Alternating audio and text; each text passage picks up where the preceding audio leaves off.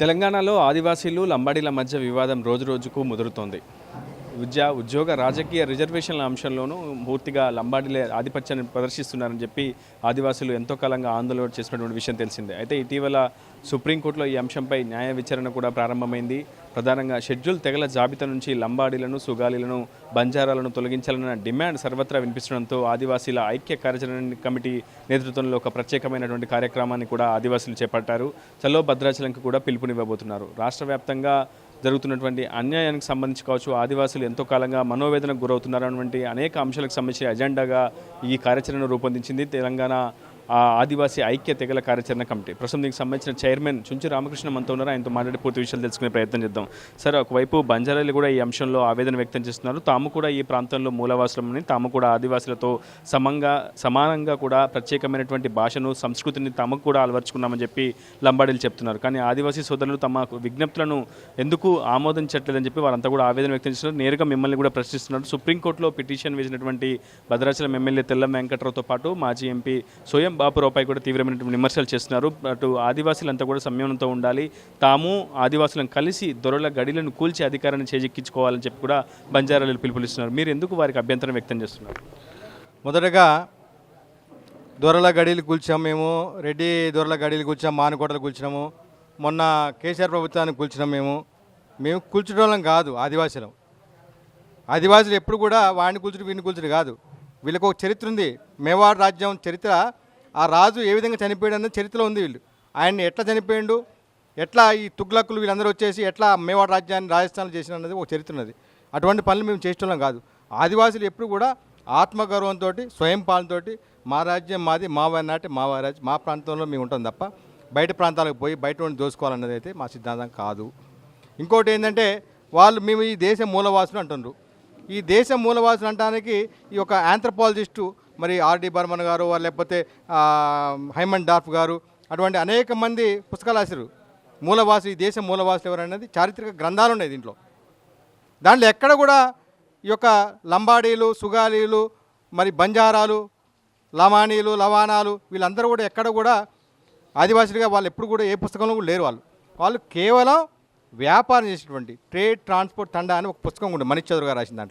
దాంట్లో తెలుస్తుంది మీరు ఆఫ్ఘనిస్తాన్ నుంచి ఎట్లా వలస వచ్చారు, ఎట్లా రాజస్థాన్ నుంచి ఎట్లా దక్షిణ భారతదేశం వచ్చి ఎక్కడ తిష్ట వేయాలో అక్కడ తిష్ట వేసి ఈ తెలంగాణ ప్రాంతం తిష్ట వేసిన తర్వాత ఎస్టీ రిజర్వేషన్ పొంది మమ్మల్ని కొలగొడుతున్నారు. కాబట్టి వీరు లంబాడీలు ఎప్పుడు కూడా ఈ దేశ మూలవాసులు కాదు. షెడ్యూల్ తెగల జాబితాల నుంచి లంబాడీలను తొలగించాలన్న మీ నినాదం ఇప్పటిది కాదు. ఎంతో కాలంగా ఈ నినాదాన్ని మీరు తెర మీదకి తీసుకొచ్చారు. కానీ ఆ తర్వాత ఇది మరుగున పడిపోవడం, మళ్ళీ తెర మీదకి రావడం జరుగుతూ వస్తుంది. సో సంఘాల ఉనికిని చాటేందుకే ఈ అజెండాని అప్పుడప్పుడు తెర మీద తీసుకొస్తున్నారా, లేదంటే మధ్య మధ్యలో ఎందుకు ఈ నినాదం మరుగున పడిపోతుంది? ఇది కేవలము ఎవరైతే మమ్మల్ని దోచుకొని ఇంకా 10% రిజర్వేషన్ ఇంకా దోచుకోవాలనుకుంటున్నారో వాళ్ళు చేసేటువంటి ఈ యొక్క మన ప్రచారం తప్ప మాలో లేదు. మాలో సంఘ విభేదాలు, వ్యక్తిగత విభేదాలు ఎన్నున్నా సరే మేమందరం కూడా మొదటి నుంచి కూడా మేము ఏమంటున్నామంటే చట్టబద్ధ లంబాడి తొలగించాలని అంటూనే ఉన్నాం. ఈ సంఘం ఇక్కడ అంటుంది, ఇంకో సంఘం ఇంకో దగ్గర అంటుంది, ఇంకో సంఘం ఇంకో దగ్గర అంటుంది. ఒక మేధావి ఇక్కడ మాట, ఇంకో మేధావి ఇక్కడ మాట. ఎక్కడ మాట్లాడినా ఏ సంఘం చేసినా సరే మనందరిది ఒకటి నినాదం, చట్టబద్ధ లంబాడిని తొలగించాలన్నది. ఆ సంఘాలని, ఆ మేధావుల్ని అందరినీ సమన్వయం చేసుకొని మేము అంతిమ పోరాటానికి మన ఉస్మానియా యూనివర్సిటీలో సమరశంకరరావు పూజించినాం, తురుని దెబ్బ మోగించినాము. ఇంకా ఏమైనా సంక్షేమ పరిషత్తు, ఆదివాసీ అయినా ఇవన్నీ ఉంటాయో అన్నీ కూడా మొత్తం కూడా భాగస్వామ్యం అయినాయి. ఇక్కడ రాజ్యాంగబద్ధంగానే 1970లో పార్లమెంటు కూడా ఆమోదించింది, షెడ్యూల్ జాబితాలో లంబాడీలను చేర్చింది. కానీ ఎందుకు ఈ అంశాన్ని మీరు పక్కన పెడుతున్నారు, ఎందుకు దీన్ని అభ్యంతరం తెలుపుతున్నారు? అదే మేము ఏమంటామంటే వాళ్ళు యాక్ట్ 108 అమెండ్మెంట్ 1976 అంటారు వాళ్ళు. మేము ఏమంటున్నామంటే మరి ఇది కేంద్ర ప్రభుత్వం ఇచ్చింది కదా, నువ్వు అమెండ్మెంట్ చేయాలంటే ఒక గిరిజన తెగని ఎవరన్నా వేరే బీసీలో ఉన్నటువంటి వాళ్ళను, ఎస్సీలో ఉన్నటువంటి వాళ్ళను ఒక గిరిజన దగ్గర గుర్తించాలంటే ఆర్టికల్ 342 రాజ్యాంగం ప్రకారం ఫాలో కావాలందా? తెలంగాణ రాష్ట్రం ఏర్పడటానికి ఒక ఆర్టికల్ ఉందా లేదా? ఆర్టికల్ ప్రకారం, రాజ్యాంగం ప్రకారం తెలంగాణ రాష్ట్రం ఏర్పడిచ్చినా, లేకపోతే ఏదో జనాభాలు అడుగుతుంది కాబట్టి ఇచ్చిందా? జనాభా సంఖ్య ఎక్కువ అని చెప్పి ఎవరన్నా ఎస్టీ రిజర్వేషన్ ఇస్తారా? అంబేద్కర్ ఒకటే అన్నాడు, మైనార్టీకి ఉన్నా సరే రాజ్యాంగానికి లోబడి ఆ ప్రాంత వాసులకు వాళ్ళకి అన్యాయం జరుగుతున్నప్పుడు, నీళ్లు నిధులు నియామకాలు అన్యాయం జరిగినప్పుడు ఆ రాష్ట్రం ఇవ్వాల్సిందని చెప్పి రాజ్యాంగం రాసిండు. అట్లనే ఈ రాజ్యాంగంలో కూడా ఎవరైతే ఆదిమ లక్షణాలు ఉన్నారో, ఆదివాసి ఉన్నారో వాళ్ళకే షెడ్యూల్ తెగ ఇవ్వాలి తప్ప వేరే వాళ్ళకి ఇవ్వద్దు అని చెప్పేసి అంబేద్కర్ స్పష్టంగా ఆర్టికల్ 342 పెట్టడం జరిగింది. మేము ఆ పాయింట్ని మేము అడుగుతున్నాం. ప్రధానంగా రాజకీయ పార్టీలు కూడా ఈ అంశంపై కొంత మౌనం వహిస్తూ వస్తున్నాయి. ఎందుకంటే ఓటింగ్ విషయంలో కావచ్చు, లంబాడీలు కూడా రాష్ట్రంలో చాలా బలమైనటువంటి సామాజిక వర్గంగా ఉన్నారు. సో అటువంటి వారికి వ్యతిరేకంగా రాష్ట్ర ప్రభుత్వాలు నివేదికలు సుప్రీంకోర్టుకు సమర్పిస్తాయన్న ఆలోచన, ఆశాభావం మీరు వ్యక్తం చేస్తారు. తప్పకుండా. ఎందుకంటే గతంలో కొంత ఓటు బ్యాంకు రాజకీయ వ్యవహార శైలి వాళ్ళు ఎక్కువ ఉన్నారు, ప్రభావితం చేస్తారని చెప్పేసి వాళ్ళు వాళ్ళ వైపే మద్దతు తెలియజేసింది. కానీ ప్రస్తుతం చూస్తుంటే ఏంటంటే తొండ ముదిరి ఊసర వెళ్ళినట్టు పాముకి పాలు పోస్తే పెరిగి బుసగొట్టి చేసినట్టు సమాజానికి ఇవాళ పెద్ద ప్రమాదకరంగా తయారైన వాళ్ళు. ఇవాళ చూస్తే ఇక వాళ్ళ గురించి చెప్పకూడదు. అది సిబిఐ, ఈడీ, ఏసీబీ, రేపో మాపో ఫెడరల్ బ్యూరో కూడా దిగొచ్చు దేశంలోకి వాళ్ళ కోసం. అంటే మీరు చెప్తున్న ప్రకారం అవినీతి పరులంతా కూడా లంబాడీలో ఉంటారు. లంబాడీలో ఎక్కువ మంది అవినీతి పరులు ఉన్నట్టు ఒక సమాజాన్ని పూర్తి వ్యతిరేకంగా ముద్రేసినట్టుంది. అది సమంజసమైన సరైనది అంటారా ఆ స్టేట్మెంట్? మేమంటాం కాదు, దేశంలో ఉన్నటువంటి అత్యున్నత సంస్థలు ఇవన్నీ, ఏసీబీ, సిబిఐ, ఇవన్నీ కూడా, ఎఫ్డి, ఈడీ, ఇవన్నీ కూడా వాళ్ళే చెప్పి వాళ్ళే ఇస్తున్నారు. మేమంటలేదు. మేము ఆదివాసులు ఎక్కడ కూడా ఏదో ఇప్పపు ఏరుకోవటమో, చిపురుకట్లు ఏరుకోవటమో, తునికాకు ఏరుకోవటమో వీటి మీద పోతే ఫారెస్టులు మా మీద కేసులు పెడుతున్నారు.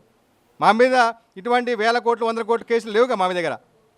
కేసులు కేవలం ఫారెస్టుల కేసులే మా మీద ఉండేవి. గతంలో రామ్లీలా మైదానం కేంద్రంగా మీరు ఒక సమరశంఖాన్ని పూరించారు. స్వయంబాబురావు నేతృత్వంలో పూర్తిగా ఆదివాసీ తెగలని కూడా కలిసి వచ్చి చాలా పెద్ద ఎత్తున సమరశంఖం పూరించింది. మళ్ళీ ఆ స్థాయి ఉద్యమానికి మళ్ళీ తెరలేపుతున్నారు. ఆదివాసీ ఐక్య కార్యాచరణ కమిటీని కూడా రూపొందించుకున్నారు, నిర్మించుకున్నారు.